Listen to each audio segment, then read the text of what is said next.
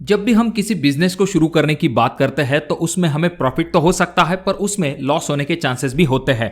पर आज हम ऐसा एक अनोखा बिजनेस देखने वाले हैं जिसमें कि हमें लॉस होने के चांसेस बहुत ही कम होते हैं और साथ में लोग इसमें लाखों नहीं बल्कि करोड़ों रुपए भी कमा रहे हैं। और ये एक ऐसा बिजनेस है जिसमें ना तो आपको फैक्ट्री की जरूरत है ना तो लेबर की जरूरत है। अब ये बिजनेस ऐसे सेक्टर का है जिसकी की डिमांड पहले भी थी और आने वाले समय में इसकी डिमांड और भी ज्यादा बढ़ने वाली है। यानी कि ग्रोइंग इंडस्ट्री में अगर आप अपना बिजनेस शुरू करते हो तो इसके बहुत सारे फायदे होते हैं। ये बिजनेस इतना सही है कि अगर आप चाहो तो इसे फुल टाइम कर सकते हो, अगर आप चाहो तो इसे पार्ट टाइम कर सकते हो। लोग इसे घर बैठे बैठे भी शुरू कर सकते हैं। अब इतनी सारी अच्छी चीजें जानने के बाद आपके दिमाग में यह सवाल जरूर आया होगा कि भला ऐसा कौन सा बिजनेस है जिसमें कि बड़ी फैक्ट्री नहीं लगती है, ज्यादा लेबर नहीं लगता है, फुल टाइम कर सकते हो, पार्ट टाइम कर सकते हो और साथ में करोड़ों का मुनाफा भी कमा सकते हो। तो वो बिजनेस है रियल एस्टेट का बिजनेस।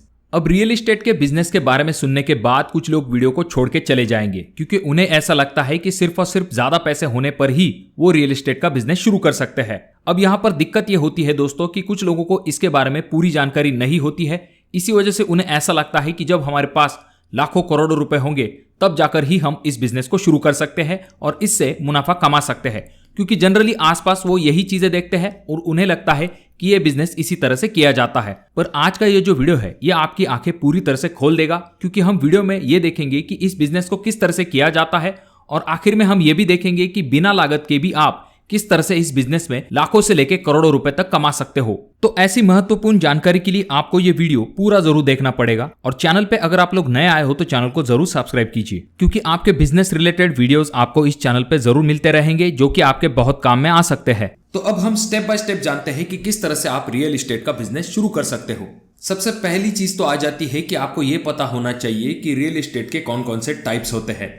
तो इनमें से सबसे पहला टाइप आ जाता है जो कि है लैंड, दूसरा टाइप होता है जो कि है रेसिडेंशियल, तीसरा टाइप होता है जो कि है कमर्शियल और चौथा टाइप होता है जो कि है इंडस्ट्रियल। इन चारों टाइप के रियल एस्टेट में आपको ज्यादा चांसेस लैंड और रेसिडेंशियल में मिल सकते हैं। ये जो रियल एस्टेट का बिजनेस है इसे करने का फायदा ये है कि ये ग्रोइंग मार्केट है।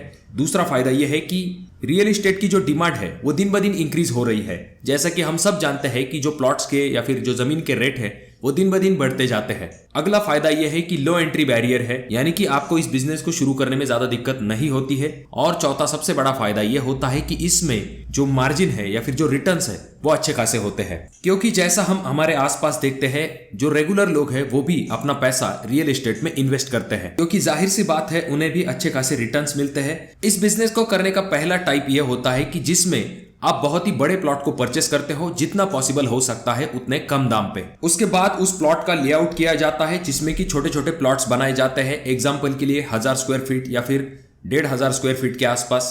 उस बड़े प्लॉट के अंदर रोड, एमिनिटी, ओपन स्पेस ऐसी जगहों को छोड़ा जाता है जिससे कि वो जो प्लॉट धारक है उन्हें अंदर आने जाने में दिक्कत ना हो।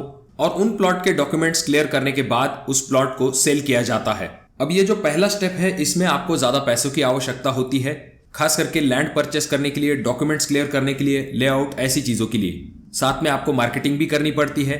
इन सभी चीजों के ऊपर आपका अच्छा खासा पैसा जो है वो खर्च हो जाता है। तो अब आप ये कहोगे कि इन चीजों के लिए तो अच्छा खासा पैसा लगने वाला है और हमारे पास तो ज्यादा पैसा नहीं है, तो किस तरह से हम इस बिजनेस को शुरू कर सकते हैं। तो उसके बारे में हम नेक्स्ट स्टेप में जानते हैं, जहां पर आपको पैसे की जरूरत नहीं पड़ेगी पर आप इस बिजनेस को आराम के साथ शुरू कर सकते हो। देखिए दोस्तों, जब भी आपके पास पैसे कम होते हैं तो आपको दूसरी तरह से दिमाग लगाना पड़ता है। इस दूसरे स्टेप में आपको क्या करना है, आपके पास कैपिटल तो कम है, यहां पर आपको क्या करना है, जो कोई भी प्लॉट के खरीदार है और जो कोई भी विक्रेता है उन दोनों का कम्युनिकेशन करके वो डील आपको फाइनल करनी है। यानी कि आपको प्रॉपर्टी के मीडिएटर की तरह काम करना है, जिसे कि रियल एस्टेट एजेंट कहा जाता है, तो कुछ जगह पर प्रॉपर्टी कंसल्टेंट भी कहा जाता है। एग्जांपल के लिए मान के चलिए किसी पार्टी को उनकी प्रॉपर्टी 55 लाख में सेल करनी है, तो आपको उस प्रॉपर्टी के लिए किसी बायर को ढूंढना पड़ेगा। उस बायर को जब आप ढूंढते हो, निगोशिएशन करने के बाद एग्जांपल के लिए उस प्रॉपर्टी की डील 50 लाख में हो जाती है। तो यहां पर सेलर ने अपना प्लॉट बेच दिया, बायर को उसका प्लॉट मिल गया और आपको सबसे इंपॉर्टेंट चीज आपका कमीशन भी मिल जाता है, जो कि 1% से लेके 4% तक होता है। यानी कि आपको लगभग 1 लाख से लेके 2 लाख रुपए तक कमीशन आराम के साथ मिल सकता है। और इसी तरह से जितनी बड़ी प्रॉपर्टी की आप डील करोगे उतना ही ज्यादा आपका कमीशन जनरेट होगा, तो उतना ही ज्यादा आपका मुनाफा भी होगा। यहाँ पर आपको सिर्फ बायर और सेलर इन दोनों को मिलाना है, उनकी डील करनी है। यहाँ पर आपको ज्यादा पैसे इन्वेस्ट करने की भी जरूरत नहीं पड़ती है। अब ऐसा मान के चलते हैं कि आप इस बिजनेस को पार्ट टाइम कर रहे हो और साल में आपने 5 से लेकर 7 डील को फाइनल किया है, तब भी आपका जो प्रॉफिट होगा वो आपके रेगुलर जॉब से ज्यादा ही होगा। और धीरे धीरे जैसे जैसे आपका बिजनेस का एक्सपीरियंस बढ़ता जाएगा, आपको ये जरूर पता चलेगा कि कौन सी मार्केट की कितनी डिमांड है। और अगर आपको कोई प्लॉट सस्ते में मिल रहा है तो आप खुद से ही उसे परचेस कर लोगे, और ऑलरेडी आपके पास बायर की लिस्ट तो होती ही है, तो आप उनमें से किसी बायर को वो प्लॉट सेल कर सकते हो, जहां पर आपके और भी ज्यादा प्रॉफिट बनाने के चांसेस बढ़ जाते हैं। अब अगला स्टेप आ जाता है जहां पर हम ये जानेंगे कि आप इस बिजनेस को किस तरह से शुरू कर सकते हो, और सबसे इंपॉर्टेंट चीज, इस बिजनेस को किस तरह से बढ़ा सकते हो। अब रियल एस्टेट का बिजनेस है, इसका मतलब यह है कि आपको कुछ चीजें जरूर आनी चाहिए। सबसे पहली चीज, जो कोई भी प्रॉपर्टी के दस्तावेज है उन्हें आपको सही तरीके से पढ़ना आना चाहिए। अगली इंपॉर्टेंट चीज ये है कि आपको प्लॉट का मेजरमेंट सही तरीके से लेना आना चाहिए, जिससे कि आप जरूरत पड़ने पर जो बायर है उन्हें प्लॉट मेजर करके बता सको कि डॉक्यूमेंट में जो मेजरमेंट लिए गए हैं और एक्चुअल जो प्लॉट है उन दोनों के मेजरमेंट मिल रहे हैं। और भी एक चीज होती है कि प्रॉपर्टी की डील होने के बाद ही आपको आपका कमीशन मिलता है। इसी वजह से आपको दोनों पार्टी को अच्छी तरह से कन्विंस करना आना चाहिए, जिससे कि दोनों डील करने के लिए तैयार हो और उन दोनों के बीच में डील हो सके। अब बात करते हैं कि इस बिजनेस को आप किस तरह से बढ़ा सकते हो।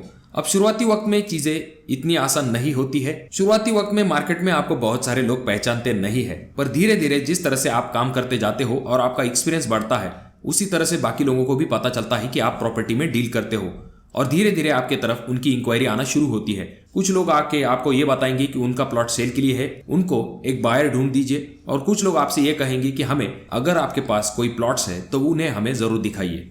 अब इन चीजों के लिए जरूरी होता है नेटवर्क। तो यहाँ पर आप क्या कर सकते हो, जितने भी आपके एरिया में डेवलपर्स है या फिर बिल्डर्स हैं, उनसे आपको कांटेक्ट जरूर कर लेना चाहिए। साथ में आपके एरिया में जो रियल एस्टेट एजेंट है उनसे भी आपको कांटेक्ट करना चाहिए, क्योंकि कभी कभी उनके पास बायर होता है तो आपके पास सेलर होता है। तो इन दोनों को अगर आप मिला लेते हो तो दोनों को भी इससे फायदा होता है। अब ये जो रियल एस्टेट का बिजनेस है, इसमें लोग आज भी पुराने तरीकों से इस बिजनेस को करते हैं। आप अगर चाहते हो तो इस बिजनेस को ऑनलाइन भी लेके जा सकते हो। कुछ ऑनलाइन पोर्टल होते हैं जहां पर अगर आप प्रॉपर्टी को लिस्ट करते हो तो आपको बायर मिलने के चांसेस ज्यादा हो जाते हैं, जिससे कि आप बाकी लोगों की तुलना में इस बिजनेस को जल्दी ग्रो कर सकते हो। और भी कुछ ट्रिक्स होती है, जैसे कि आप फेसबुक पे ऐड रन कर सकते हो, और अगर आप सस्ते में मार्केटिंग करना चाहते हो तो आपका जो व्हाट्सएप स्टेटस है वहां पर भी आप जो प्रॉपर्टी सेल करने के लिए है उसके बारे में लिख सकते हो। जब लोग आपका व्हाट्सएप स्टेटस देखेंगे तो उनको ये पता चलेगा कि आपके पास कौन सी प्रॉपर्टी सेल के लिए है। जो कोई भी इंटरेस्टेड बायर है वो आपसे जरूर कांटेक्ट करेंगे। अब बात करते हैं इस बिजनेस के कुछ रिस्क फैक्टर के बारे में। सबसे पहली चीज तो ये आ जाती है कि बहुत सारे लोग आपसे ये कहेंगे कि आपको प्रॉपर्टी लेने के लिए लोन लेने की जरूरत है। अगर आप शुरुआती वक्त में ही लोन लेके प्रॉपर्टी लेने की सोच रहे हो तो आप बहुत ही गलत डिसीजन ले रहे हो, क्योंकि अगर प्रॉपर्टी को सेल करने के लिए ज्यादा वक्त लगता है तो इससे आपका ब्याज जो है वो भी बढ़ सकता है। अगली इंपॉर्टेंट चीज ये है कि जब भी आप प्रॉपर्टी में डील करने वाले हो तो हमेशा क्लीन प्रॉपर्टी में डील करने की कोशिश कीजिए, यानी कि उस प्रॉपर्टी के हमेशा डॉक्यूमेंट्स क्लियर होने चाहिए।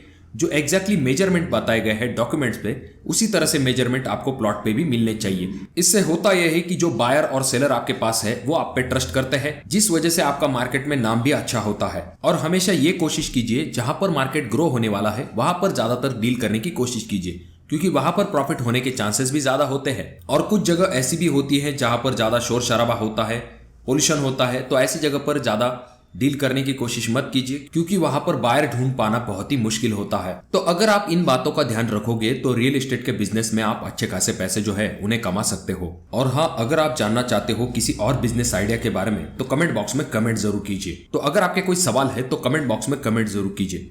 चैनल को जरूर सब्सक्राइब कर दीजिए। वीडियो अगर आपको अच्छा लगा हो तो जरूर इसे लाइक कर दीजिए। इस वीडियो को अपने दोस्तों के साथ जरूर शेयर कीजिए। और ये जो तीनों वीडियो है इनमें से कोई एक वीडियो आपके जरूर काम में आ सकती है। खास करके ये जो शटरिंग बिजनेस वाली वीडियो है ये आपके जरूर काम में आ सकती है।